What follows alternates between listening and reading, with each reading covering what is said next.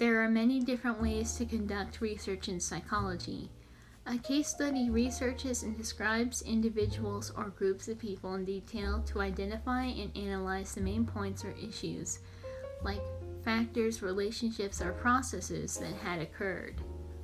It is in-depth research in the real world and may focus on individuals or groups. A correlational study is where researchers use two or more variables to see if the relationships are correlated in psychology. The researchers do not control the variables. A cross-sectional is where subjects of different ages are compared at a given time. A double-blind study is when the experimenters and participants don't know who is receiving treatment, which makes it less biased. Empirical is a way of studying where the main focus is on objective observations. Case studies usually interview one person. Surveys are for collecting opinions. Observational studies is just observing other people's behavior in certain situations or environments. Experiments are there to prove something in psychology. Correlational studies are there to see how things are related.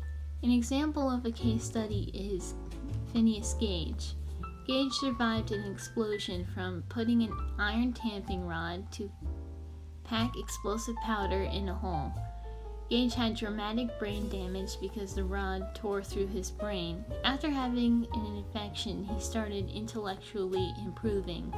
According to Harlow, the person who had him as a case study, he was in fine physical shape and recovered despite being blind in one eye and having many scars. His coworkers said that he was pleasant, but after the accident, Gage became an aggressive alcoholic who didn't last that long in jobs.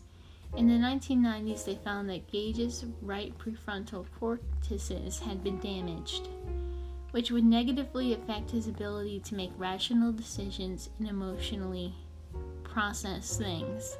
The research done on Phineas Gage is an example of a case study. I think finding out how research is conducted in psychology and how it is different from other subjects is interesting.